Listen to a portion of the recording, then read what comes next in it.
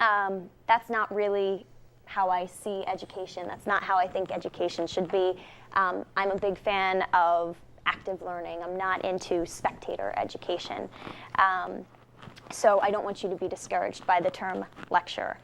I am a man who's been influenced by many individuals. I've traveled many places.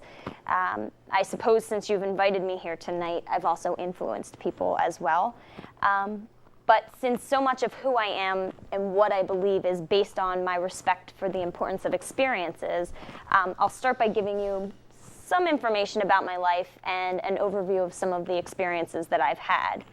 I was born in 1859 in Vermont, and the start of my educational career wasn't exactly stellar. I ended up getting interested in an alternative type program, a college preparation program at my local high school. And that kind of sparked things for me, and I began to progress really quickly through that. I actually, by the time I was 16, graduated and went to the University of Vermont. And when I was there, I received a classical education in, theory of evolution, philosophy, and following that, I ended up having such an interest in philosophy that I was actually tutored on the side for free time as my leisure. I ended up moving to Pennsylvania. I taught high school for 2 years, went back to Vermont, taught in a high school there for a semester, and then just realized that this was not for me. Because I had that interest in philosophy, I decided that the pursuit of my life would be to study philosophy. So that's when I ended up moving to Baltimore, and I went to Johns Hopkins University. I was one of the first people to go there. It was a new program, and earned my doctorate in philosophy in 1884. So I've always been known as being very bookish, and actually the president of Johns Hopkins told me to kind of get out of the books and get out and see some more people, because he thought that I was reading too much and not interacting enough. And so, as is my nature, I politely ignored him at first. But then I took his advice, because I realized that my experiences with people were what led me to be who I am, not things that I've read in books so much. So lots of individuals influenced me that when I was there. G. Stanley Hall, George Sylvester Morris, C.S. Pierce. And Mr. Morris kind of led me into various positions throughout my life. But these individuals really influenced my belief systems, and I started to get into a number of different philosophies and theories. What I am most known for is pragmatism, and that is assessing truth through theories or beliefs by how practical they are, how they can be practically applied. And so that was a huge influence on me. But as time went on, I kind of developed my own type of philosophy, which was what I called instrumentalism. And that is my belief that looking at ideas and judgments just serve as an instrument to determine the effects of what should be. So, I believe that ideas arise from experiences, and that leads to judgments, and then there are consequences based on those things. So really, we should be testing things and determining consequences and making decisions from there. I'm into finding new truths. I don't think we should have anything stagnant. I don't think we can make decisions about what things should be like forever, because I'm a contextualist, and I think that we need to have the flexibility to make decisions based on the new world, the environment that we're living in at that time. So. Thank you very much. Mm-hmm. Our next guest, a noted education theorist, also, Maria. Hello all, I'm Maria Montessori. Many of you may have heard of the classrooms that I've started, the Montessori education. I was born in 1870 in Italy, and my father was in the military. My mother, stayed at home and was very liberal, but my father, because he was in the military, we moved around a lot. So I was exposed at an early age to many different classrooms, and many different cultures. And I loved education, I loved learning, and I ended up going to school for engineering. After that, I went to school to become a doctor. It was one of the hardest things I've ever done. I didn't know if I'd graduate, but I did, and I was the first woman to graduate from medical school in Italy. After that, I went into research, and I just that's when I started to study Rousseau and just watch children. And after that, I started working at a practice demonstration school for children who were mentally retarded. And there I was told that they weren't able to learn. They wouldn't ever be able to succeed. And through practice and repetition and just observing them and kind of leading them to learn things on their own, they were successful. And my success there took me to bring that to all children. I believe all children can learn, and the classroom that I have set up at my schools, the teacher is the observer and provides a safe environment with materials, and the students self-correct, self-teach, and self-master each skill. I've opened many schools. I taught many classes and courses and lectures.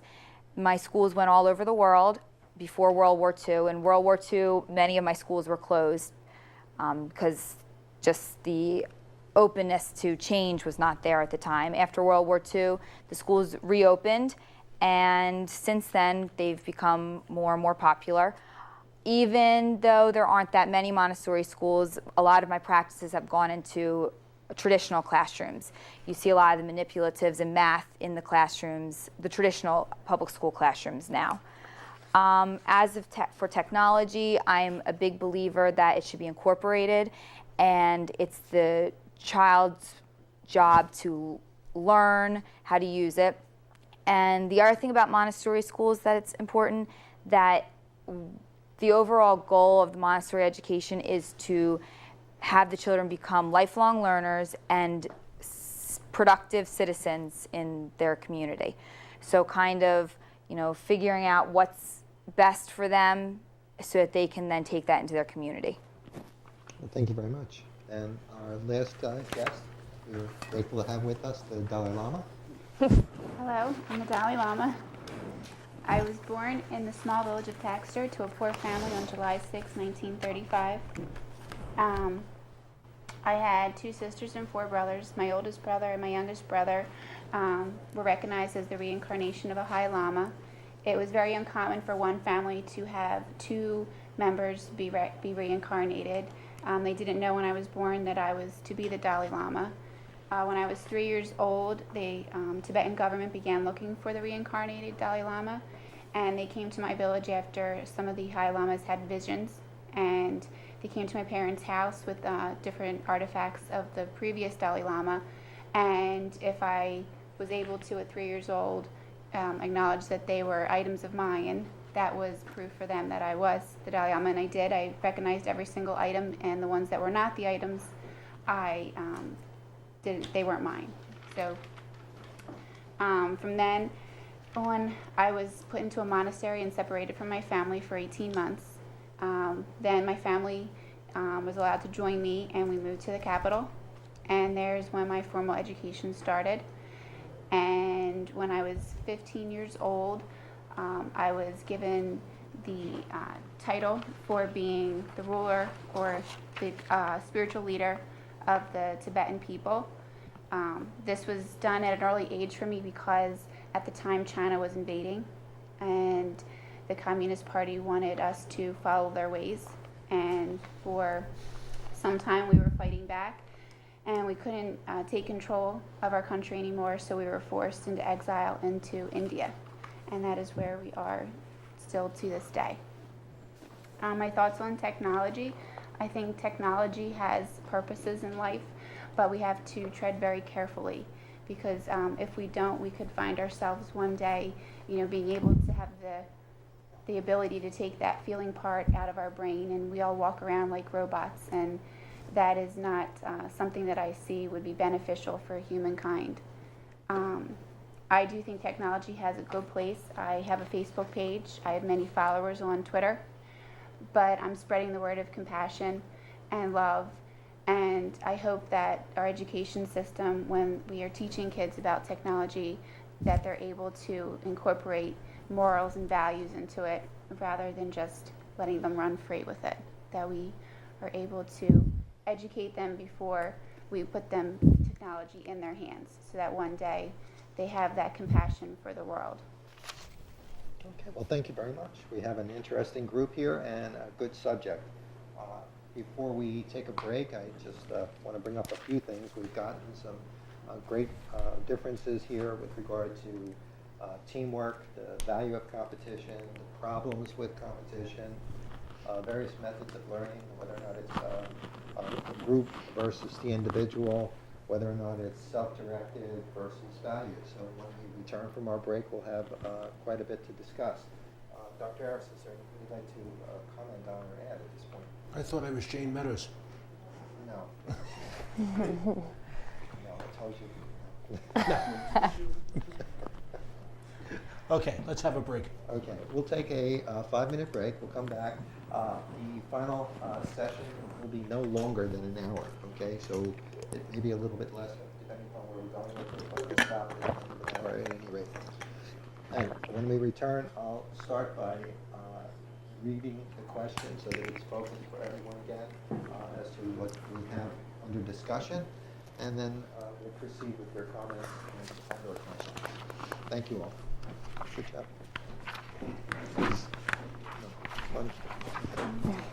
Okay, we'll take 5 minutes. That'd be a little inappropriate, sorry. Inappropriate is good. What'd you think? Yeah. I thought it was awesome. Yeah. What my guy said. Taking Yeah, a that is excuse me, awesome. a I 5-minute love it. break. Should we stop the And you look DVD, up. or I know the other doesn't matter because you can Did Did edit he I that. look really up write all those once. books? During 18 hours. Oh, yes.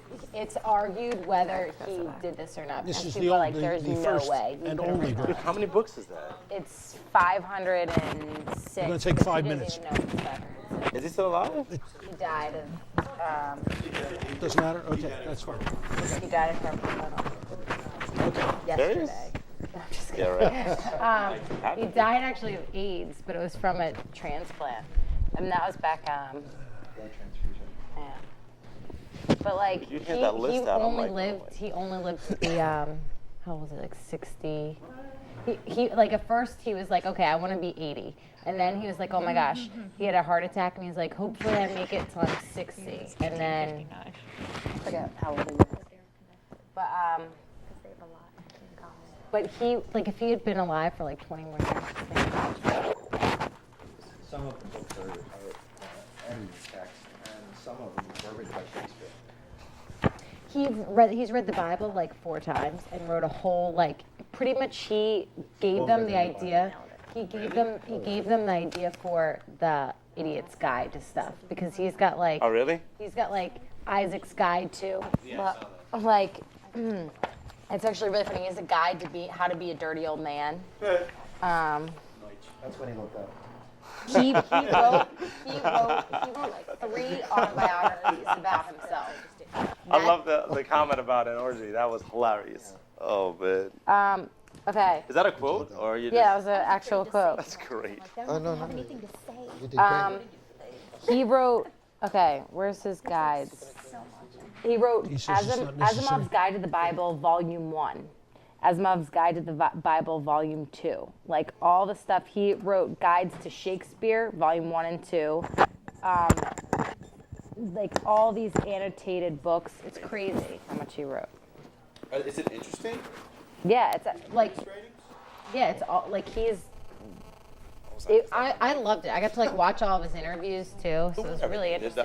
He wrote, he did write iRobot. He wrote the. But yeah, I read that. Is it again? one of it's short. They're all awesome because they're short stories. So like you could just read them so quick. Like one of them, his last question was his favorite book, and I read that one. That one's good. I read this one too called. I forget because I read a couple. Because again, it's short stories. Are we debating? We're questioning other people's positions. In an inquisitive or aggressive way? Aggressive. No. I'm going to be aggressive. Of course you are. I will not. Obviously, You my also my go on guy's trips to my guy's gonna be I'm going to put everybody in aggressive. really difficult positions.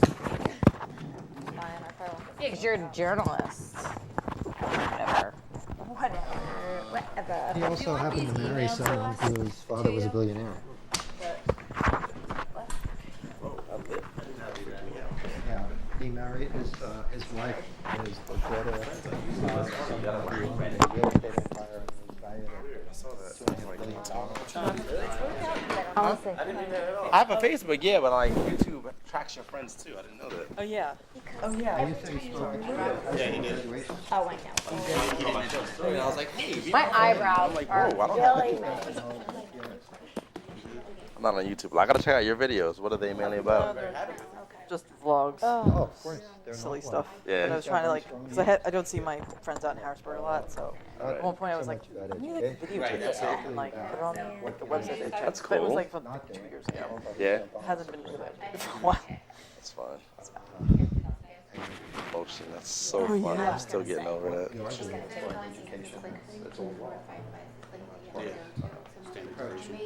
Okay, we have everyone here? Yeah. Oh.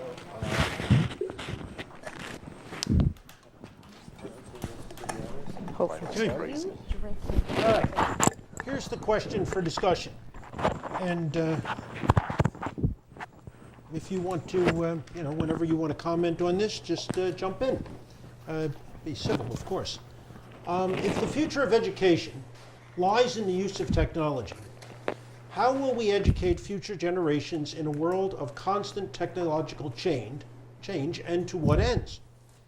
What is the image of man reflected in your educational system? What value system do you espouse? How is this reflected in the educational system? What is your image of humanity? How do our educational system and our educational process foster these images? Okay. So, You have 30 seconds. So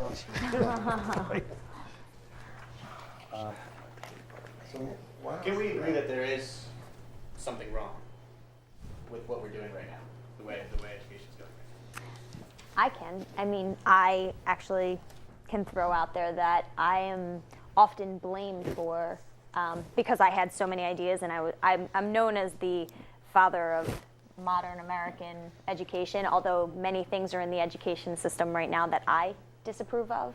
But my critics found that anything that's wrong in the American education system, they kind of throw back at me at this point. So although I have many criticisms of the way things are handled right now, I tend to be blamed for them. What would you do to fix it? Lots of things. I think that I'm kind of on the same page as Miss Montessori here in thinking that we need to guide children and have them learn about things that they're interested in, and have them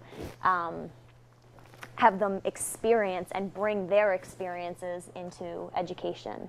Well, a lot of what I've seen when I've done my research was observing in classrooms. A lot of times the students just sit there and the teachers are the front lecturing, and that's not how students learn. That's not how they make it, how they can connect it to their own life and then take it to be lifelong learners in their community. So you're kind of really helping them guide their own education so that they can learn how to problem solve in the future. Again, in Hogwarts, we did have a lot of lectures. We did have a lot of professors speaking at us, and I learned a lot that way. But other people in my school didn't learn that way at all, and I feel that it wasn't conducive to them being able to learn. And it was just something that, well, I could learn that way. It was just something that should be changed, and that the technology and magic are definitely going to be able to move us forward in trying to formulate